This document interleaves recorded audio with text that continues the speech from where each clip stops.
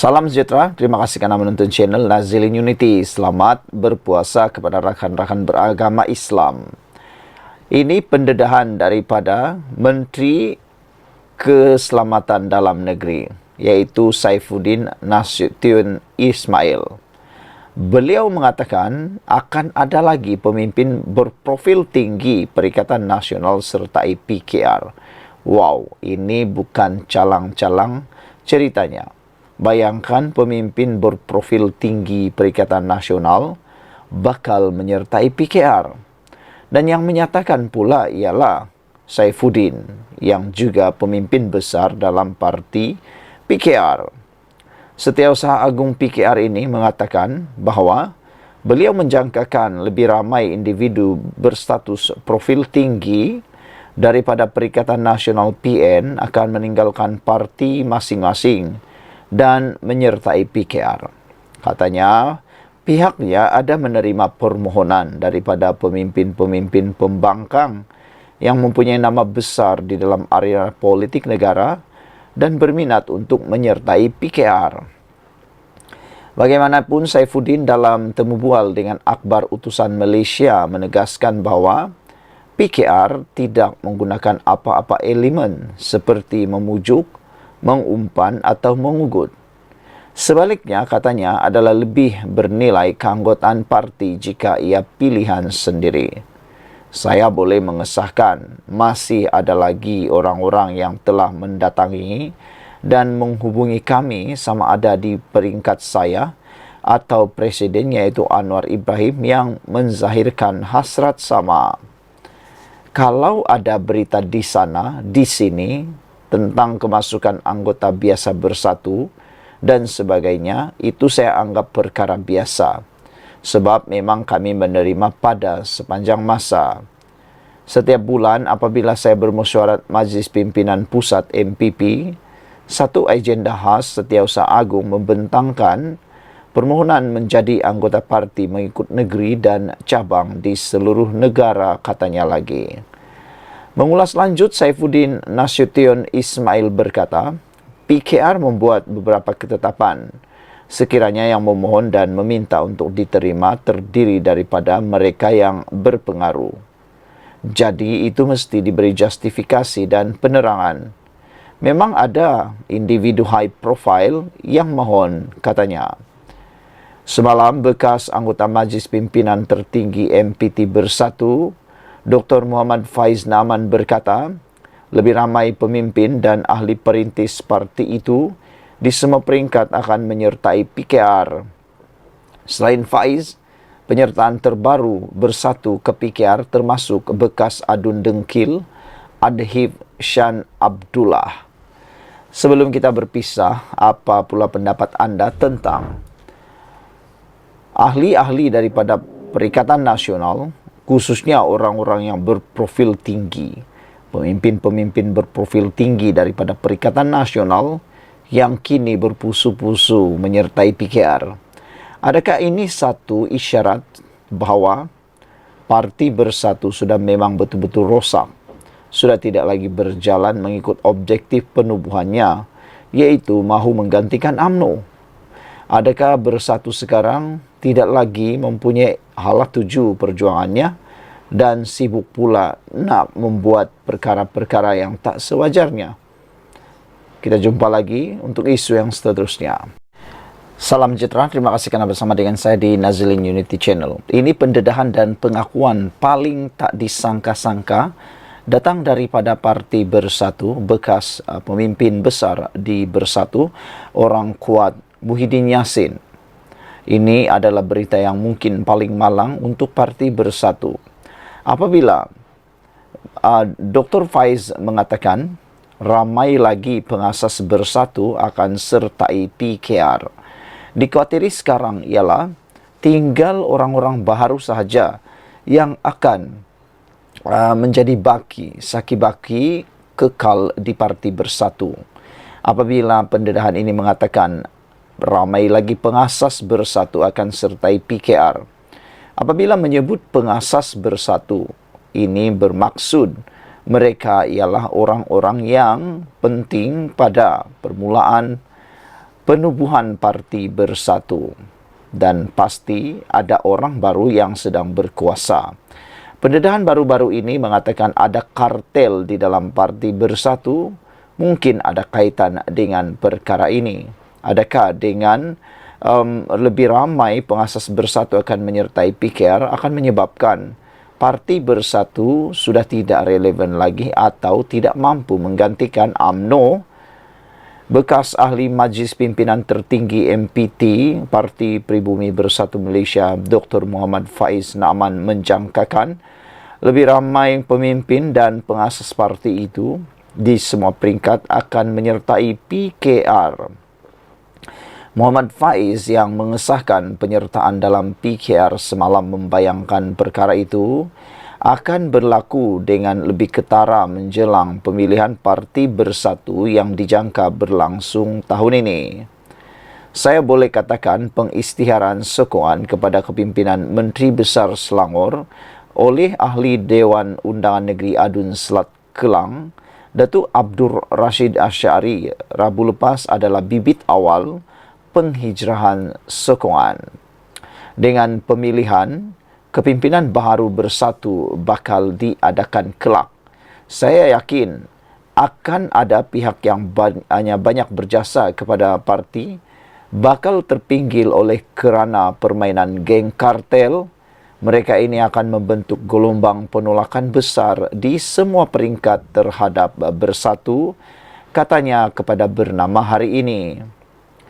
Bekas Ketua Angkatan Bersatu Anak Muda Armada Kelang itu berkata, beliau yakin penghijraan itu akan bermula dari Selangor, melibatkan ahli yang berjawatan atau mereka yang mengasaskan penubuhan bersatu di semua peringkat di negeri itu.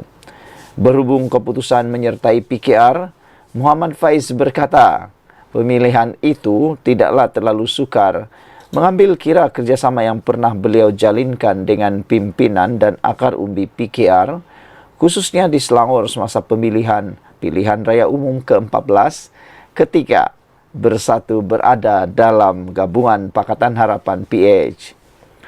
Beliau berkata, objektif penubuhan bersatu juga tidak jauh berbeza dengan PKR.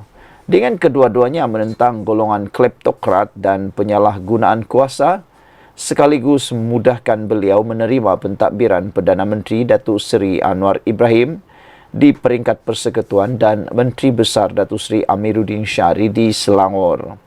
Semalam, Muhammad Faiz dalam catatan di Facebook berkongsi berita beliau dan bekas Adun Dengkil Adhif Syan Abdullah yang juga bekas Ketua Pemuda Bersatu Selangor diterima menyertai PKR dan perkara itu diumumkan Amiruddin pada Majlis Doa Selamat dan sesi penerangan isu-isu semasa di kediaman rasmi Menteri Besar Selangor Ahad lalu. Sekian dulu untuk kali ini. Jangan lupa tinggalkan komen anda, tekan butang subscribe. Kita jumpa lagi. Bye-bye. Salam sejahtera. Terima kasih kerana bersama dengan saya di Nazilin Unity Channel. Selamat menunaikan ibadah puasa kepada rakan-rakan yang beragama Islam. Hari ini kita digemparkan dengan satu pendedahan di media bahawa tiada jaminan isteri daim tidak lari jika pasport dikembalikan, kata pendakwa. Pihak pendakwaan memberitahu Mahkamah Tinggi di sini pada Rabu bahawa tiada jaminan isteri bekas Menteri Kewangan Tun Daim Zainuddin, iaitu Toh Puan Naimah Abdul Khalid akan kekal berada di negara ini jika pasport antarabangsanya dikembalikan secara tetap. Timbalan Pendakwa Raya Datuk Wan Syahrudin Wan Aladin berkata demikian ketika prosiding pendengaran di hadapan Hakim Datuk Ahmad Bache berhubung permohonan Naimah untuk menyemak perintah Mahkamah Seksyen di sini berhubung syarat tambahan serahan pasport bagi kes gagal mengisytiharkan harta. Menurutnya, pembelaan bagi pihak Naimah tidak boleh menggunakan hujahan bahawa anak guam mereka tiada risiko untuk melarikan diri.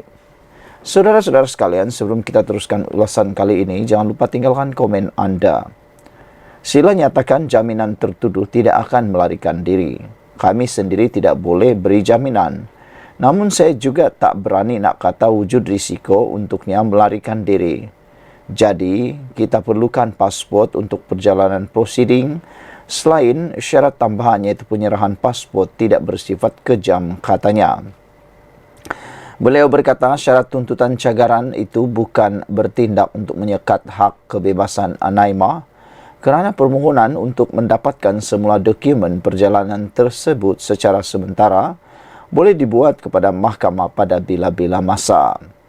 Sementara itu, Peguam M. Puravelan yang mewakili Naimah berkata, pendakwaan tidak boleh menggunakan hujahan bahawa anak guamnya cenderung untuk melarikan diri atau tidak hadir prosiding mahkamah.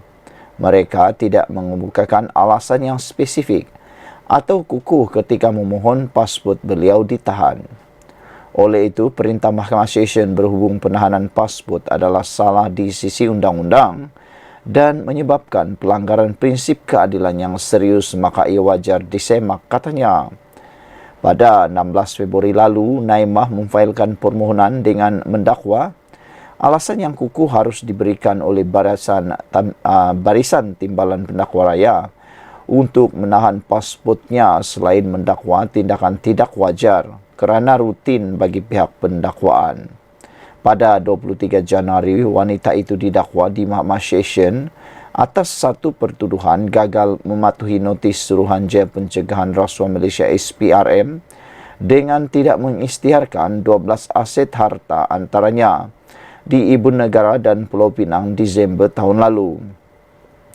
Mengikut pertuduhan, Naimah didakwa sengaja memberikan satu pernyataan bertulis secara bersumpah yang tidak mematuhi terma notis bawah Seksyen 36 dalam kurungan 1 kurungan B Akta SPRM 2009 bertarikh 8 November 2023. Notis itu dihantar kepada tertuduh oleh seorang pesuruhjaya SPRM pada 14 November tahun lalu, iaitu dengan tidak mengisytiharkan harta-harta di Ibu Pejabat SPRM Putrajaya pada 13 Disember 2023. Harta itu membabitkan dua syarikat iaitu Ilham Tower Sdn Bhd dan Ilham Baru Sdn Bhd serta dua Mercedes-Benz selain 8 hartanah membabitkan Menara Ilham dan sebuah kediaman di Bukit Tunku di sini serta 6 lagi bangunan dan lot tanah di Taman Tunku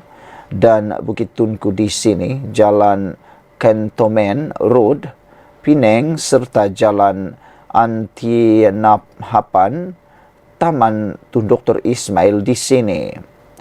Pertuduhan dibuat mengikut Seksyen 36 dalam kurungan 2 Akta SPRM 2009 yang membuat hukuman penjara tidak melebihi 5 tahun dan didenda maksimum RM100,000 jika sabit kesalahan. Mahkamah Session membenarkan Naimah diikat jamin sebanyak RM250,000 dengan seorang penjamin, termasuk syarat tambahan pasport diserahkan kepada mahkamah sehingga kes selesai tanpa perlu melaporkan diri di Ibu Pejabat SPRM. Pada 10 Januari lalu, Daim memohon kepada Mahkamah Tinggi di sini untuk mendapatkan kebenaran semakan kehakiman dan mengarahkan SPRM menghentikan penyiasatan terhadapnya. Isteri serta 4 anak, termasuk Ilham Tower Sdn Bhd, mengaitkan kes rasuah dan pengubahan wang haram. Selain Daim, istrinya, Naimah dan 4 anak, Asnida 63, Muhammad Wiradani 46, Muhammad Amir Zainuddin 29, Muhammad Amin Zainuddin 26 serta Ilham Tower selaku pemohon pertama hingga ke-7 turut memfailkan permohonan sama menerusi Tetuan Tommy Thomas. Pada 29 Januari pula, Daim yang berusia 86 tahun turut didakwa atas pertuduhan sama membabitkan 1 akaun bank, 7 kenderaan mewah, 38 syarikat dan 25 hartanah. Sekian dulu untuk kali ini. Jangan lupa tinggalkan komen anda. Untuk isu yang panas pada petang ini, tiada jaminan isteri Daim tidak lari jika pasport dikembalikan, kata pendakwa. Kita jumpa lagi. Bye-bye.